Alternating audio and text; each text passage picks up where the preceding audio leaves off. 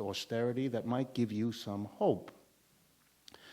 In Greece, in France, in Spain, in Italy, in Portugal, in Ireland, and in Britain, there have been massive actions of people against austerity.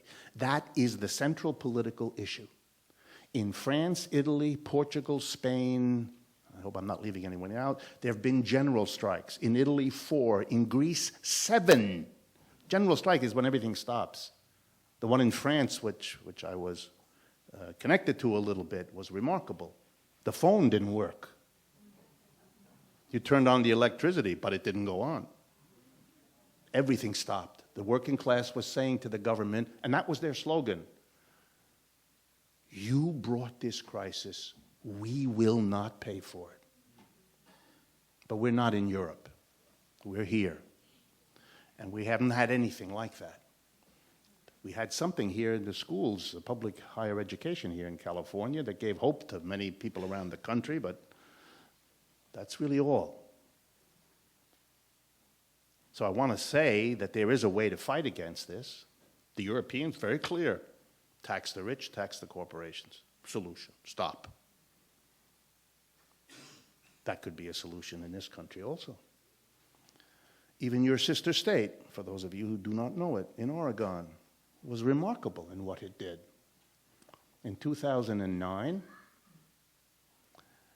the legislature passed a bill there saying we're not going to make the cuts that California, our sister state, are making. We're not making any cuts in public services.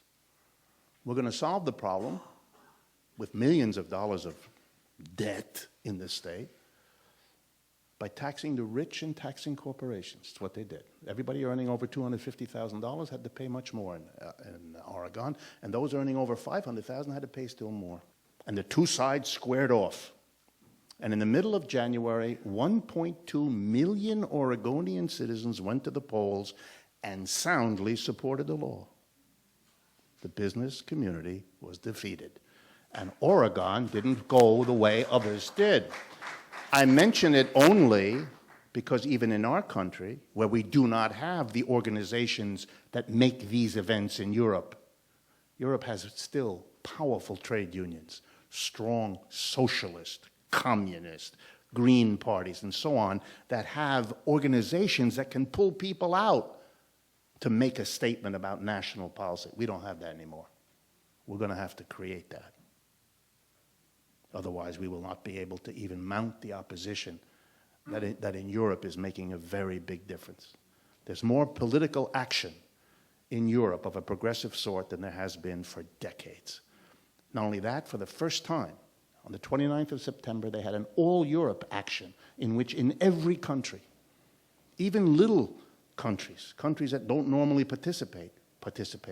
Some of you might like to know that on the 29th of September, when there were actions against austerity in every European country, a trade union organization in Poland joined, called Solidarity. From one role it played 20 years ago to a very different role it has to play now. If Solidarity could come all that distance, then there must be hope even for us in the United States. Let me conclude, then, by trying to answer a question implicit in everything I've said about where we're going and what could be done. First, where we're going, and I cannot find sugary terms to quote this. The United States is becoming a fundamentally economically divided society. It's been going on for a long time. The worst of it was postponed by the work and borrowing between the 70s and the crisis. That's gone. That's over. We're now seeing what? Our leading corporations have already figured this out. For 30 years, they've been moving production out of the United States to the rest of the world. They now understand that the future growth of consumption of the market for what they produce is also outside the United States.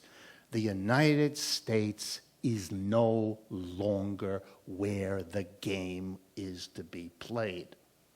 Therefore, when you say to yourself, as I'm sure some of you do, how can this continue? Because after all, the corporations need people to have the wherewithal to buy what they produce.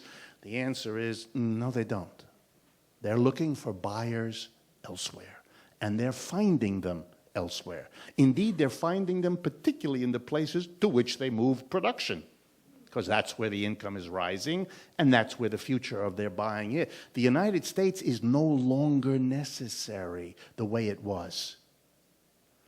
That we have more and more people that are kind of marginal, that really don't have jobs, or if they do, the jobs are temporary, have very few benefits, are insecure.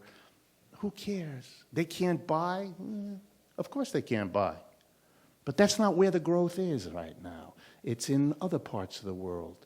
So the United States' working class is going to come to look like a lot of working classes in a lot of other countries. A core that do real well in the big cities, and then a mass of people living in all senses of the term in another universe, in another set of circumstances, with very little connection and a nice army of police to keep the gap between them from being crossed. There are 100 signs that we're going in that direction. That's what all these cuts of social programs, cuts of the public universities. Let me stop for a minute and just say to you, I have been teaching economics in America's leading universities all my adult life. If there's anything we all agree on, it's the following. The world is now a competitive place. The United States is going to have to struggle to find its place and be an important economy in the world. And the most important factor will be the quantity and the quality of the labor force that we bring to bear to be competitive. Okay, let's ask the question. Where is the trained labor force trained in this country? Roughly 15 million people go to colleges and universities in the United States now. Out of that, under 3 million go to private schools. The other 12 million go to public higher education. One of the biggest victims in this crisis of funding is public higher education. To bail capitalism out of this crisis, we are, as a society, shooting ourselves in the foot. That only makes sense if the corporations for whom this is a matter of life and death have already programmed a different scenario. They're going to produce around the world, they're going to sell where the markets are, and the United States is not a major factor in their calculations. And that portends a long-term decline for the American working class, for which this country's culture and politics and history have not prepared our people. They're going to be very upset, very angry, very eager to find suitable scapegoats. That is a dangerous situation, to put the nicest term on it that I can think of. Nothing is being done that I can identify to prevent what I just said from unfolding. It seems to be the direction everyone is going. It's what your governor, and I don't mean to single him out, it's basically what he's laying out for you. Unemployment's high, your jobs are insecure, taxes are being increased and levied on you, and social services that you need are being withdrawn. Hello? That means your private resources are dwindling and your public supports are dwindling alongside. What is going on here? How long does this have to happen before the American people do something other than individual violence? Well, conclusion, alternative. Well, allow me here to end as follows. I think there is a basic problem beyond this or that policy and government employment or what the banks do. I don't think the culprit in this story are employers or bankers or Goldman Sachs or Bush or Obama. I just don't. Indeed, what I see as I look at this crisis unfolding and the government's lame, ineffective response, I see everybody doing pretty much what this system calls upon them to do. And I draw a conclusion from that. It's not this or that group, it's the system.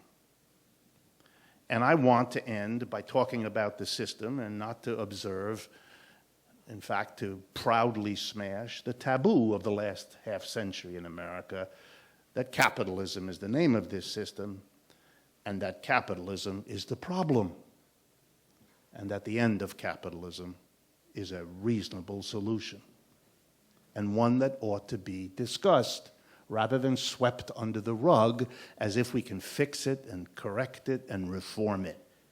You know, I listened to Mr. Obama with respect. I listened to Mr. Bush, period. And I hear both of them talk about reform. I find it unbelievable. The last time this country's economy collapsed, 75 years ago, and just a footnote again as an economist, we had a collapse of our capitalist system in the 1930s. It collapsed in October of 1929, and we never got out of it for 10 years. And when we did get out of it, it wasn't an economic policy that got us out of it. All of the economic policies that were tried failed to get us out of it. What got us out of it was we solved the unemployment problem in a different way. We took half the people who were unemployed and put them in a uniform, and the other half in a factory to produce the guns and the uniforms. We managed it that way. We went to war. Between the end of the Great Depression and the end of World War II, 1945, and the beginning of this crisis, we had 11 other economic downturns. Capitalism is a stunningly unstable economic system. I used to tell my students, in order to put some humor in an otherwise frightening lecture, that if you lived with a person as unstable as capitalism, you'd either demand they get professional help or move out. But you accept in your economic system, and you don't demand an equivalent or parallel response. And here we are in another collapse. At the last great collapse in the 1930s, reforms were put through, all kinds. You mustn't do this, you must do that, you have to do this, you have to do that. We didn't have a Social Security system before the Great Depression. That was put in to help people because they were unable to cope. We didn't have an unemployment insurance system in this country before the Great Depression. That also was a fruit of that, as were many other things. We reformed and we fixed. We said investment banks cannot do the same business as a depository bank. We put a wall between them, something some of you know as the Glass-Steagall Act. And what happened?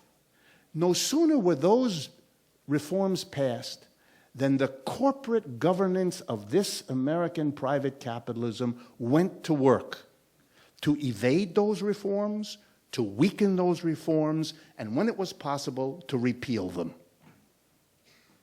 You know, the first time you pass reforms and the corporate sector undoes them, shame on them. The second time, what, have you not learned anything? Here's our problem. We allow the economic decisions in our society to be made by a very small group of people. Every part of our economic system is basically organized in the form of corporations. Small independent businesses depend on those corporations.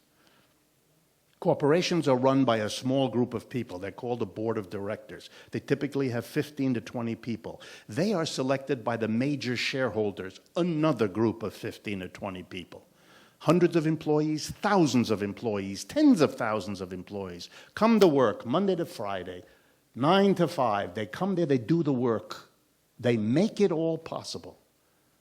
But they have absolutely nothing to say about what is produced, how it's produced, where it's produced, and what is done with the profits of the production. Those decisions are made by the people who run the corporations. They decided not to pay rising wages anymore in the 1970s. They decided to support and invest in speculative investments that made no sense. They made the key decisions. And most of all, they got rid of the reforms. And we're going to map a new set of reforms? They're just going to do it faster this time because they've had a lot of practice.